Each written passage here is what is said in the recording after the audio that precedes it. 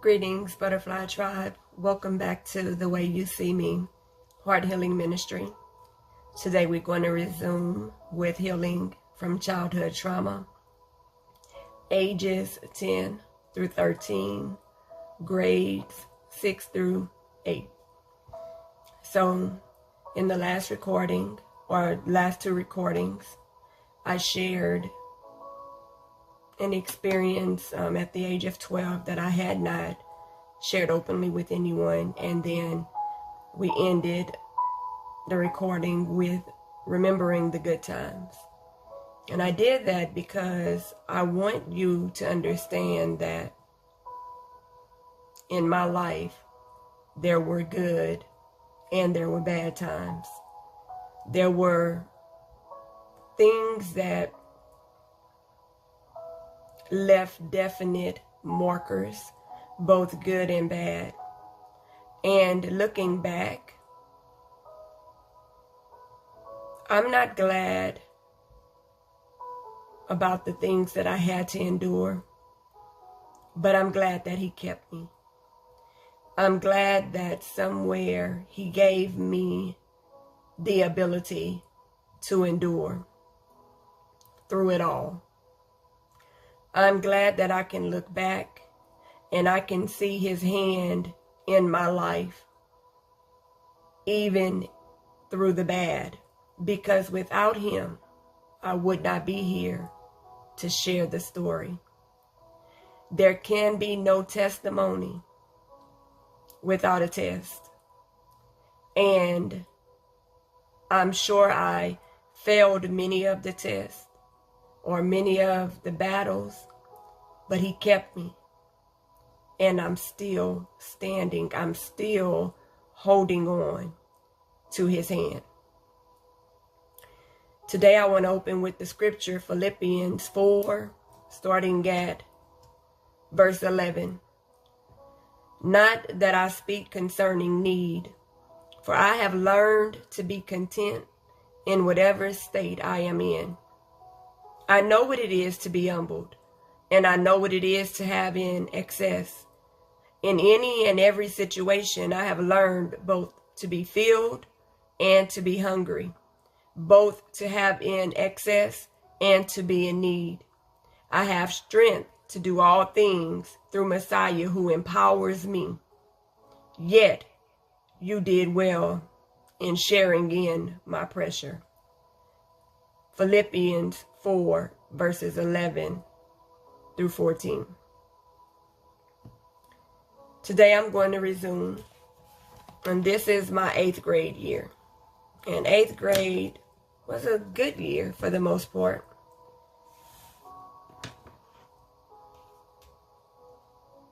I was a happy 12, 13-year-old for the most part. I excelled both in school or in academics and athletics. And I don't know if you remember when I told you the story about my basketball coach, my middle school basketball coach. I don't even think I made the basketball team in the 6th grade. But 7th and 8th grade, I was on the team, and I played a little, not as much. But I remember in my 8th grade year, I didn't really get to play a lot. But the final game, our team, I contributed whenever I could. But that was the year that our team went 16-0. And we had some pretty good competition. I remember the girls that we competed against, and they were really, really good. And I remember in the final game, I was allowed to start, probably for the first time.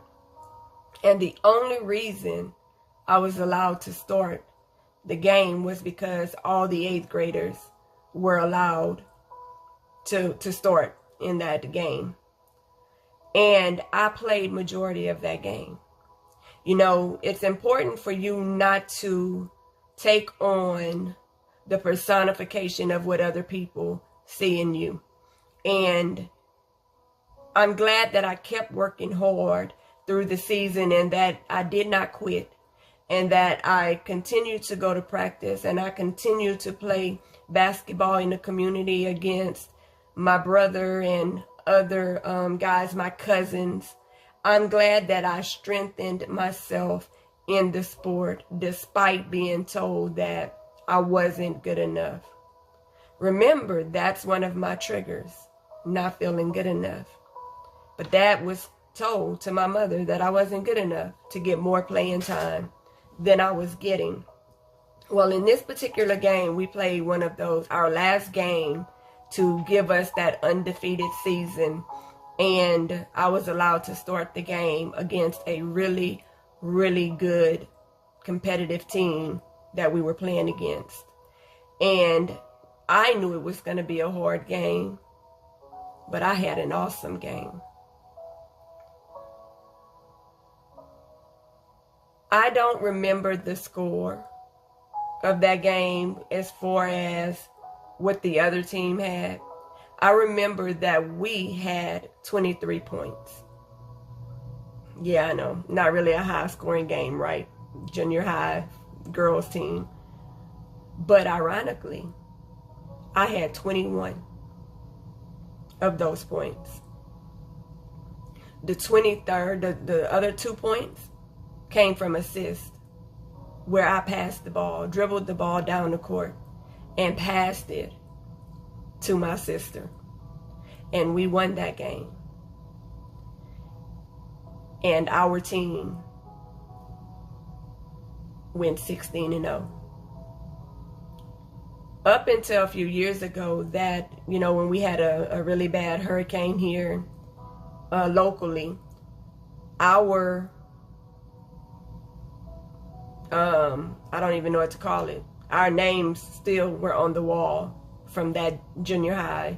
I'm guessing that was 90-91 basketball season, and our names were still on that wall. That was a proud moment. Yes, I'm glad that our team had an undefeated season, but it taught me a lesson about myself, that despite the odds, I can fight through it if I just try. That it doesn't matter what other people see, think, or believe about me. It only really matters what I think and how I show up. And it taught me to show up and give my best. And I gained the respect. I gained that respect from that coach who actually told me that he was wrong. Now, again, I told you that was my volleyball coach and my track coach. He had no doubt about me in those other sports. I dominated in volleyball, and I was a pretty decent, I could keep up then with the competition. I had many first place track. I was, I did well, but I dominated in volleyball. And that's that. Don't allow other people to define who you are. The school year ended on a good note. I ended up at our awards banquet. All the athletes, we wanted to get the 3-man trophy. And I ended up getting that 3-man trophy with basketball, volleyball, and track. Females on it. I ended with academic awards that year and a great knowledge to bring me forth. Some of my favorite classes were typing and computer skills, home ec, and English. I was always really good at math, but I loved English. I also failed to mention that in the school I grew up in, we were well-rounded. We had a lot of things that a lot of the other schools in the area didn't have. Like, we had bell choir. I was part of that, where we played the bell, musical bells. I had taken French from elementary through middle school. Until today, I'm still not fluent in it. But I learned enough to pass, to make A's in it. But it was well-rounded. I got to represent my middle school in competitions that were held at the local college here, where all the athletes would gather, and it was a track thing and our physical fitness test, and I got to represent my school in that. And I met a lot of people along the way, a lot of associates. I wouldn't say friends, because I was still kind of standoffish and almost shy to a point, non-confrontational, and enjoyed being to myself. And I still loved writing. Poetry was still my favorite thing in the world to do. And I would write all the time. I've been writing in journals since middle school. So that's age 12 and 13, up until the ending of my 8th grade year, as I prepared to go into high school, age 13. That summer will be filled with a lot of different things. So I'm going to stop this recording there or here, and I'll come back with that part, and we'll get into the deep-rooted trauma. I hope you have enjoyed this recording. I hope that my experiences help you in some way, because I'm not doing this just to do it.